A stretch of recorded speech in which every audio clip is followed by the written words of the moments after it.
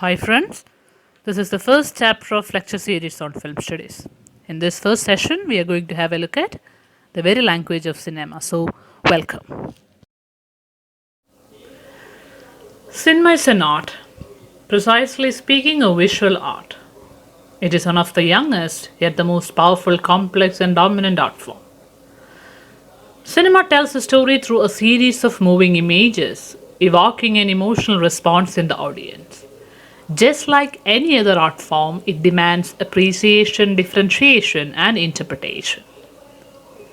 In this series, we will be looking into the different aspects of film studies like the basics, definitions, technical terms, runners, and theories, which will ultimately help you to understand and appreciate movies as a sophisticated and complex art form. Because, after all, cinema has a massive influence on society. Cinema can act as a mirror, reflecting society and in turn influencing society, making us aware of social problems, forcing us to think, question, and bring changes. Ultimately, cinema can change the way you look at the world. We can start with the grammar of films. The grammar of films is similar to the grammar of a language. Frames are the letters or alphabets, shots are the words using which scenes are created, like sentences.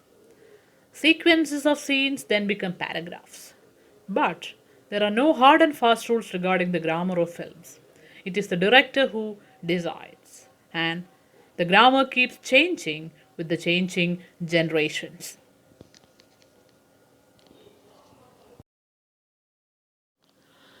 Now we can have a look at the different elements of film language, such as macro elements and micro elements.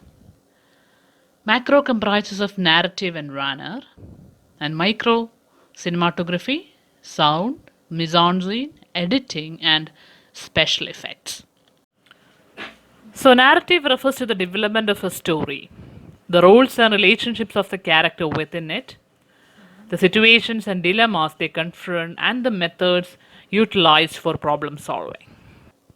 Narratives do not unfold randomly, but rather as an ordered series of events connected by the logic of cause and effect. This logic of cause and effect ties together characters, goals, obstacles, and actions.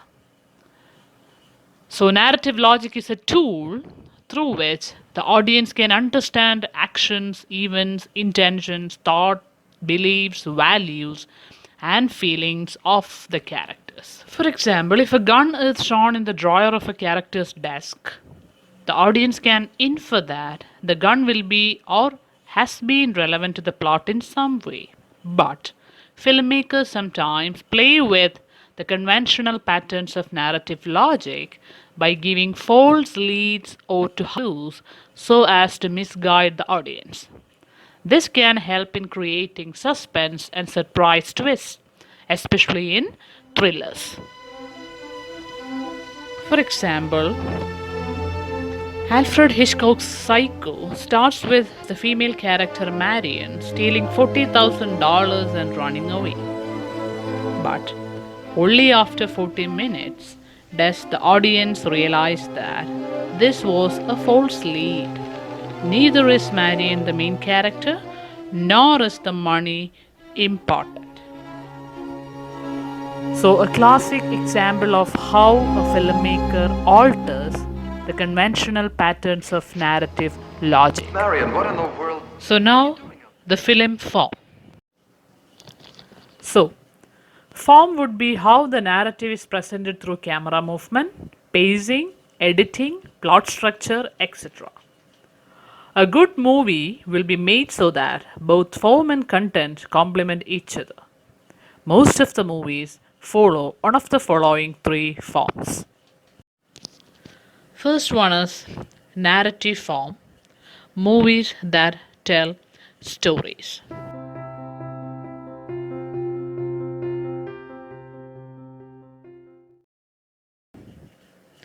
The second one is documentary form that exposes reality. And the third one is experimental form that experiments on the medium.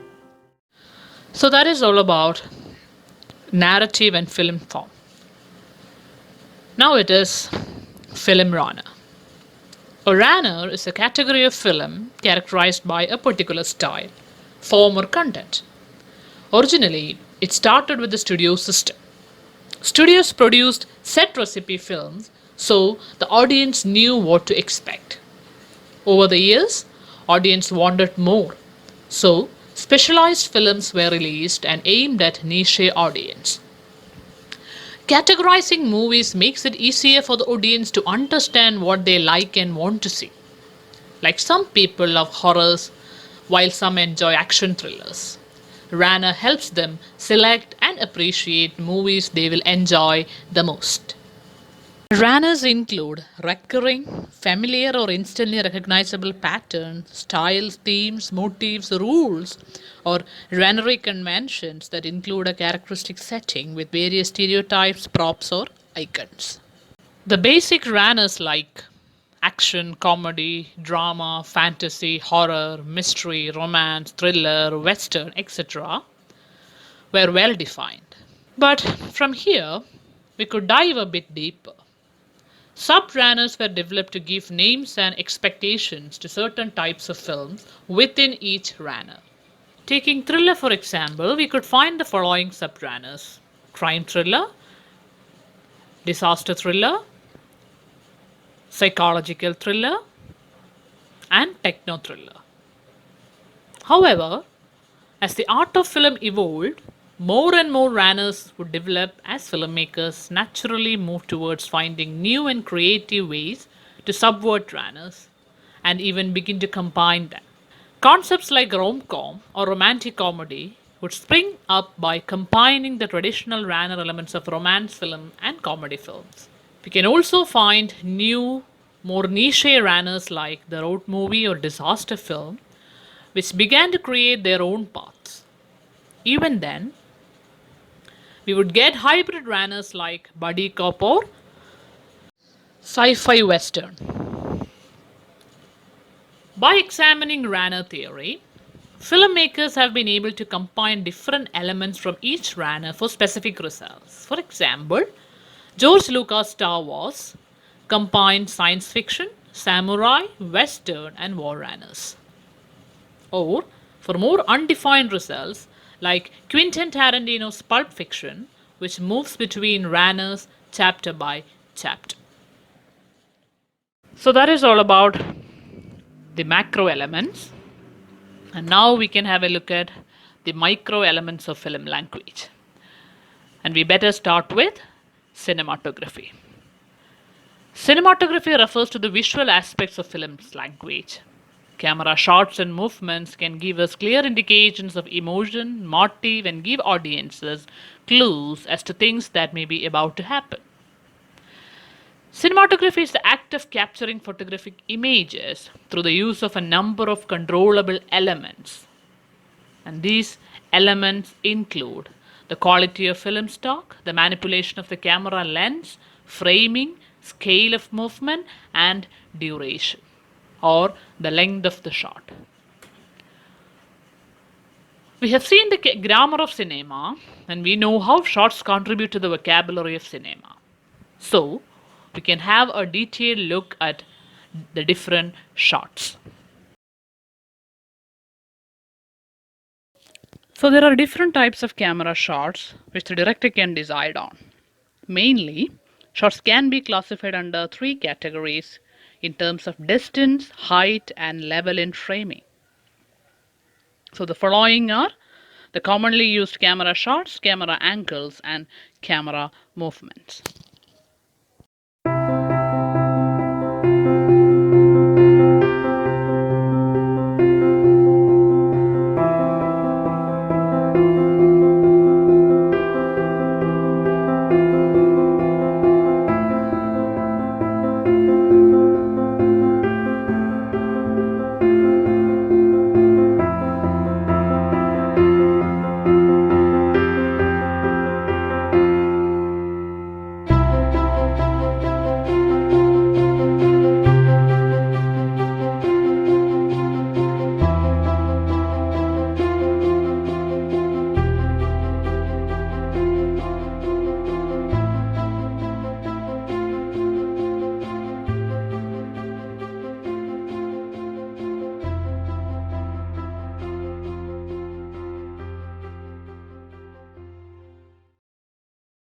Now, the second aspect, that is sound. Though we may think of film as a visual experience, we really cannot afford to underestimate the importance of sound.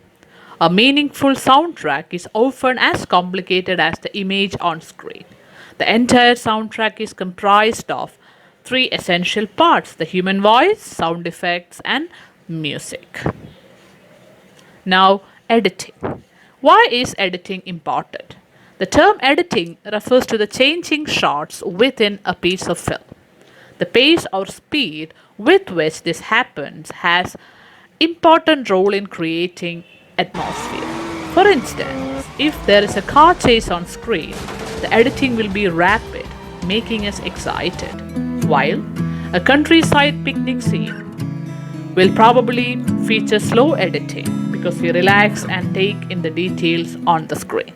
Again, editing is one of the most important parts of the filmmaking process because a good editor can save a bad movie and a bad editor can ruin a great film. Now let us look at the shower scene from Hitchcock's Psycho. For one of the best examples of sound and editing can force a strong emotional response from the audience. Watch and listen carefully. In the beginning, there is only natural sound of water from the shower, so the audience feels very relaxed. But the sudden screeching background music and the fast-paced editing with multiple close-ups of shower and knife evokes a violence as if the beer is going through the face. Now imagine, without the background music and the editing, how this scene would have been.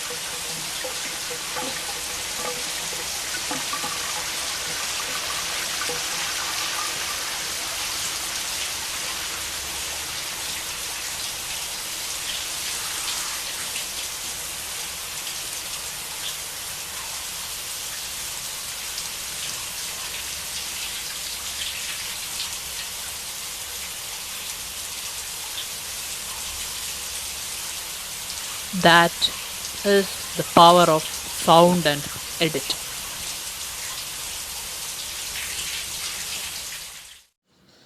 So, the next aspect is mise-en-scene. Mise-en-scene is all about the arrangement of everything that appears in the framing, like actors, lighting, decor, props, costumes, etc. Mise-en-scene is a French term that means placing on stage. The frame and camera work are also considered part of the mise-en-scene of a movie. In cinema, placing on the stage really means placing on the screen, and the director is in charge of deciding what goes where, when, and how. Mise-en-scene can be brilliantly used to convey a story in a single shot without a single dialogue.